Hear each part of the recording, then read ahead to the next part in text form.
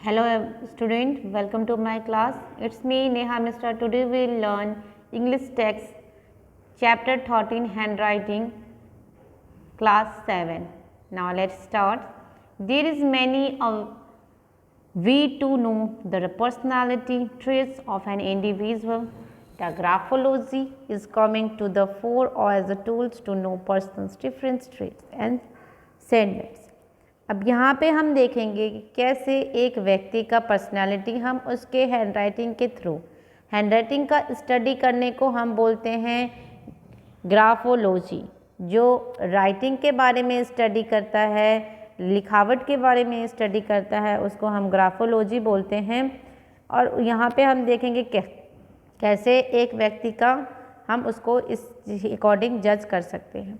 It is not yet perfect science but researches and experiments are being conducted and the result are encouraging।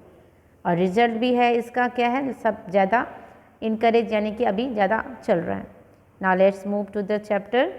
The hand writing of any two person may be look similar but it is never identical.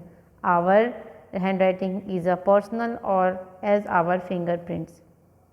The size lands styles pleasures letters perhaps and spacing vary from person to person. No teacher has ever found any two hand persons writing exactly like। अब यहाँ पे देखिए hand writing जो क्या है, दो लोगों का देखने में सिमिलर हो सकता है, लेकिन अगर आइडेंटिकल अगर पार्टिकुलर एकदम बारीकी से देखें तो सबकी अलग अलग होती हैं। चाहे वो फिंगरप्रिंट हो या घुमाने का तरीका हो, कोई भी चीज़, चाहे वो साइज हो, स्टाइल हो, उसका प्रेशर हो या लिखाने का शेप हो या स्पेस यानी कि गैप छोड़ने की तरीका हो, सारी चीज़ में क्या है कुछ ना कुछ डिफरेंसेस आती हैं। कोई भी टीचर को ऐसा कोई राइटिंग तो नहीं मिला है जो एग्जैक्टली एकदम ही सिमिलर हो। Hand writing is a mirror of a personal personality. क्या है, हैंड राइटिंग जो है, हमारी जो लिखावट है, एक आईना है हमारी पर्सनैलिटी के कि हम कैसे हैं। Graphology is the study of hand writing. It maintains that the content of what you write can be mastered but the amount of pressure which you exert while writing reveals your emotional state।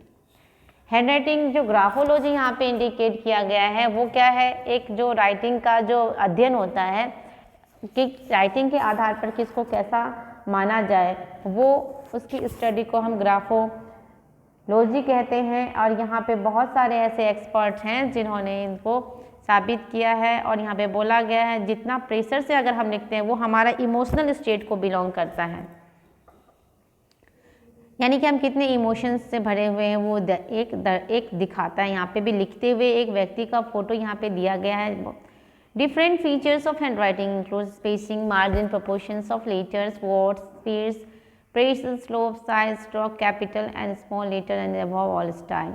बहुत सारी ऐसी चीज़ें होती हैं जैसे space छोड़ना, margin छोड़ना, कितने प्रोपोर्शन में लेटर लिखना है, कितना प्रेशर एग्जर्ट करते हैं, कैसे स्लोप करते हैं, कैसे बेंडिंग करती हैं, वो सारी चीज़ एक स्टाइल एक अलग पहचान बनाती है। All this features can be use to know an individual personality and state of mind.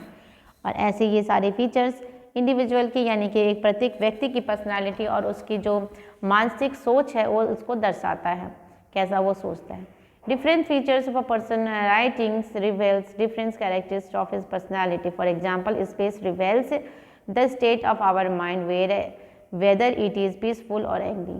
जितना हम स्पेस दे के लिखते हैं उससे हमें क्या इंडिकेट करता है कि हम अपने दिमाग से कितना स्थिर हैं, कितना या गुस्से में हैं या शांतिपूर्वक हैं, रेस्ट में हैं या एक्टिव में, वो दर्शाता है। आप देख सकते हो अगर आप गुस्से में रहोगे तो आपकी राइटिंग भी ऐसी होगी, फटाफट लिखोगे, ना ही देखोगे कि साफ दिख रहा है, ये दिख रहा है। बहुत सारी ऐसी चीज़ें लोगों ने ऑब्जर्व किया है, इसलिए ऐसा यहाँ पे वो लिखा गया है, ये बोला गया है कि इसके अकॉर्डिंग हम जज कर सकते हैं। रेस्ट और active margin indicates our sense of proportion, how we see the things in our daily life. Speed of writing indicates the amount of energy of writing command. Speed हमारे वो हमें दर्शाता है कि इतना हमारे अंदर एनर्जी है। स्टाइल लिखने का हमें दर्शाता है कि कैसे हम अरेंज करते हैं अपनी चीज़ों को ज़िंदगी में। और हमारा जो स्लैंडिंग है, जैसे हम लिखते हैं तो झुकी हुई जो लिखते हैं तो वो हमें दिखाता है कितनी डिग्री हमें एफेक्शन है, यानी कि लगाव है हमारे कितने हमारे अंदर। The size of letter show the power of concentration. Size जो लेटर का होता है वो हमें दिखाता है कि कितनी कंसंट्रेट हम रह सकते हैं। Similarly terminal strokes reverse how generous और mean of a person is कैपिट, यानी कि जो गैप हम छोड़ते हैं, जो टर्न लेते हैं, उसको क्या हमें कितना हम जेनरस हैं वो हमें शो दिखाता है। कैपिटल लेटर हमें क्या शो करता है कि पर हमारा टेस्ट कैसा है, while small letter reflect the level of mental development, और स्मॉल लेटर हमें क्या दिखाते हैं, हम मेंटली कितना स्ट्रॉन्ग हैं। All this feature are generally compressed into the signatures and it can be said the true reflection of a person personality. और ये सारी चीज़ हम अपने सिग्नेचर में भी देख सकते हैं। सिग्नेचर जो इंसान करते हैं उससे भी कितने व्यक्ति को ऐसा अनुभव है कि उससे उस व्यक्ति का पर्सनैलिटी, उसका माइंड, स्टेट ऑफ माइंड, सारी चीज़ उसके ऑब्जर्व वो कर लेता है। Consistent structure in writing denotes a logical order, well-ordered mind, but occasionally broken connection do not flexible mind with which welcomes new ideas. Connection entirely broken with no ends training denotes continuous nature. If TSR cross in denotes that the person has great capacity for getting things done. अगर TS ऐसे cross किया करके लिखते हैं तो क्या वो denote करता है कि उसके पास जो क्षमता है, कैपेसिटी सहने की, वो बहुत ज़्यादा है। द पर्सन इन द स्टॉर्मबॉम्स obstinance if the words are join by the continuous sweep of connecting terminal strokes. अगर हम जैसे कर्सिव लिखते हैं, ज्वाइन करके लिख रहे हैं, तो हमारा क्या समझता है कि हम बहुत ही अच्छे हैं, अपने काम को बहुत अच्छे से कर सकते हैं। The personality of a person can be assessed with the help of his hand writing to the some extent. कुछ दायरे तक पर्सनैलिटी क्या है जो इंसान की एक राइटिंग से दर्शाया जाता है। Graphology is not yet perfect science, एक मतलब कि परफेक्ट साइंस अभी तक ये नहीं हुआ, लेकिन identically in the feature can be disorderless of a person life. ऐसा उसने ऐसा नहीं बोला कि एग्जैक्टली 100% ये ऐसा होता है। At the same time it can show that it is open new ideas can be interpreted them in different ways. लेकिन कुछ ऐसे हैं जो जिस तरीका से वो ऑब्जर्व कर सकता है। Therefore taking only one features to interpret the personality of an individual may lead to the partial opinion.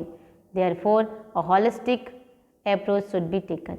यानी कि सबकी सहमति के बिना नहीं हो सकता, सब इस पे राजी नहीं है, सब कोई मानता है, कोई नहीं मानता है। Have you ever realized how precious you will your right varies with the change in your feeling? कैसा आपके पास प्रेशर होता है लिखने का, कभी रियलाइज़ किया कि हम इस नॉर्मल स्कूल में कैसे लिखते हैं और एग्ज़ाम टाइम में कैसे लिखते हैं, हमारा चेंज हो जाता है, सिचुएशन के हिसाब से हम चेंज हो जाते हैं। तो ऐसे में हम ये नहीं कह सकते कि वो राइटिंग अगर ऐसा है उसका तो वो इंसान वैसा होगा। सो कुछ एक्सटेंड में ये क्या है, इसीलिए साइंस इसको परफेक्ट साइंस नहीं कहा गया। Scram small writing with the short T bars और backward slant narrow writing is an large hand, poor rhythm in the writing, uncontrolled variation in the writing indicates fear, psychosis in the writer। जैसे कि अगर band करके लिखता है या कुछ लिखता है तो हम टोटली हम इसको ऐसा नहीं बोल सकते कि ये व्यक्ति ऐसा होगा। Narrow minded people lack imagination, the this traits is reflection their hand writing is narrow. और यहाँ पे ये भी बोला गया जो नैरो मतलब कि झुका हुआ जो लिखता है वो हमेशा अपने लाइफ में भी झुका हुआ रहता है, उसका दिमाग भी वैसे ही रहता है। To analyze a person handwriting, one needs to 2 or 3 sample of writing। और एक एनालाइज करने के लिए 1, 2, 3 सैंपल हमें लेना चाहिए, लेके हम एग्जामाइन करते हैं। This would have been written over a period of 1 or 2 months। No specially design pen must be use, कुछ ऐसे डिज़ाइन पेन नहीं यूज़ होते हैं उसके लिए। He must be written in a piece of plain paper, सिर्फ plain paper में ही लिख के क्या हम लोग उसकी एनालिसिस कर सकते हैं। It is better if the sample includes all letters of alphabet as in the sentence, the quick brown fox jumps over the lazy dog। और ऐसे ही यहाँ पे एक लाइन लिखी है, द क्विक ब्राउन फॉक्स, यानी कि भूरा कलर का जो लोमड़ी है, फॉक्स है, वो एक आलसी कुत्ते के ऊपर जो जंप करता है वैसे ही है। ये जो सैंपल हम लेते हैं अल्फ़ाबेट का, अगर एक ही सेंटेंस में सारे चीज़ मिले तो हमारे जो उसकी पहचानने में हमें कोई ऑब्जर्व करने में हमें कोई दिक्कत नहीं आएगी। Every time you write your name you make a pen portrait of your self. Your hand writing records your development from childhood onwards. और आपकी जो हैंड राइटिंग है आपके बचपन से ही स्टार्ट हो जाती है कि आप कैसे लिखना स्टार्ट कर रहे हो। The happy news is that the changing your writing you can change also bring change in your life. एक सही वजह ये भी है कि अगर अपने आप राइटिंग को हम अपने चेंज कर लेते हैं तो हम अपने आप को भी लाइफ में भी चेंज कर सकते हैं। Your hidden talents can be discover and put to the positive use if you cultivate proper writing style. अगर आप सही तरीके से लिख रहे हो, अच्छे तरीके से लिख रहे हो, तो आप अपनी ज़िंदगी को भी बेहतर बना सकते हो, अपने आप लाइफ को भी जी पॉजिटिव तरह के एकदम आगे ले जा सकते हो। Your weak point can be defeat and remove with an analysis of your hand writing. और आपकी अपनी राइटिंग को अगर एनालिसिस करके आप अपनी जो हैंड राइटिंग में कमियां हैं उसको अगर निकाल देते हैं तो आपके जीवन से भी कमियां आपकी निकल जाएंगी। Similarly hand writing can help to find out the positive and negative points of our friends, classmates, colleagues and competitors. जो हमारे क्लासमेट हैं, जो हमारे कॉम्पिटिटर हैं, जो हमारे साथ काम करते हैं, जो कलीग्स हैं, वो भी अगर ये हैंड राइटिंग उनको भी हेल्प करता है एक पॉजिटिव और नेगेटिव पॉइंट आउट करने में। क्योंकि हमारी जो दोस्त होते हैं, हमारे साथ जो रहते हैं, वो हमें बताते हैं कि तुम्हारे में ये गलत है या तुम्हारे में ये सही है। अगर अच्छे होते हैं तो उससे क्या है, अपने आप को हम बेहतर बना सकते हैं। Thank you for listening.